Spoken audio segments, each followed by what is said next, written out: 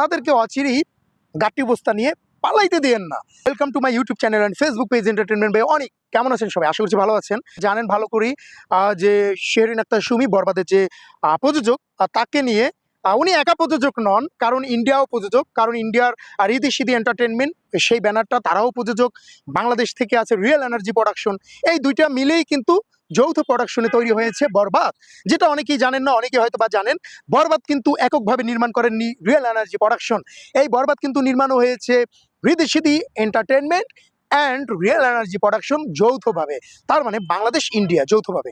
তো বন্ধুরা, এই যে আপনারা জানেন যে প্রদর্শক সমিতি তারা কিন্তু শেরিন আক্তার সুমিকে নিয়ে বিস্তর মন্তব্য করেছেন এবং এক প্রকার তাকে বলেছেনই যে এত প্রথমবার সিনেমা নির্মাণ করেই গরম খায়েন না।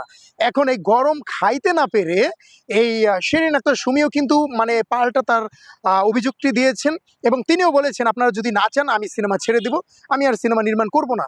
আমরাও আসলে চাই না যে এরকম প্রযোজক চলে যাক, বা আবার এটাও চাই না তিনি চলে গেলে যে সিনেমা নির্মাণ হবেন না। সিনেমা নির্মাণ হবে, ভালো ভালো সিনেমাই নির্মাণ হবে, কিন্তু তিনি যে প্রযোজক তার মতো প্রযোজক থাকুক, আমরা সেটা চাই। এখন দেখেন এই বিষয়টা নিয়ে কিন্তু কেউ কথা বলছে না, কারণ প্রতিবাদ করার কেউ নাই। প্রতিবাদ কারা করবে? সেন্সর বোর্ডে তো সাকিবিয়ানরা প্রতিবাদ করেছিল, সেই সাকিবিয়ানরা কিন্তু এখন আর প্রতিবাদ করছে না। কেন করছে না আপনারা অনেকেই হয়তো বা জানেন, এটা নতুন করে বলার কিছু নাই। তো যাই হোক, প্রতিবাদ একদমই ঠান্ডা হয়ে গিয়েছে এখন। শেরিন আক্তার সুমি ওনাকে নিজের বিষয়গুলো নিয়ে প্রতিবাদ করতে হচ্ছে এবং প্রদর্শক সমিতি যে কথাগুলো বলেছে তাদের কথাগুলো রাইট। তার কারণ যে কোনো একটা অভিযোগ কিন্তু নিজেদের ভিতরে কিন্তু ডিসকাস করে বা নিজেদের ভিতরে আলোচনা করে কিন্তু এই অভিযোগগুলো কিন্তু শেষ করা যায়। এখন একটা হচ্ছে যে গণমাধ্যমে গিয়ে আপনি যখন কথা বলবেন বা গণমাধ্যমে গিয়ে আপনার অভিযোগগুলো জানাবেন, ওই পক্ষ থেকেও তো অভিযোগগুলো জানতে হবে।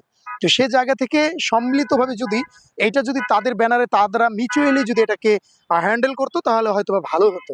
তো যাই হোক, গণমাধ্যমে বিষয়টি ছড়িয়ে পড়েছে, এখন পাল্টাপাল্টি বক্তব্য চলছে। ওইদিকে উল্কা সিনেমা হল তারা প্রদর্শন করতে গিয়ে সঠিক তথ্য দিচ্ছে না, এ জাতীয় অনেক কিছু বলেছে। সবকিছু মিলিয়ে জিলে এখন এটা একটা টক অফ দ্য কান্ট্রি হয়ে গেছে। তো যাই হোক, প্রদর্শক সমিতি যারা আছেন আপনারাও হয়তো বা একটা জিনিস মাথায় রাখবেন, আপনাদের এই গুদাম ঘরে কিন্তু দর্শক যাচ্ছে না। সারা বছর কিন্তু সিনেমা কিন্তু একদমই সিনেমা হল কিন্তু অচল অবস্থায় থাকে। সে জায়গা থেকে এই যে সিনেমা হল অচল হয়ে থাকে, সে জায়গা থেকে এই যে প্রযোজকগুলো তারা যে আসতেছে, তারা যে সিনেমা নির্মাণ করছে, বড় বড় সিনেমা নির্মাণ করছে বা অন্য দেশের সাথে মিলে মিশে যে সিনেমা নির্মাণ করছে, তাদেরকে সাধুবাদ জানান।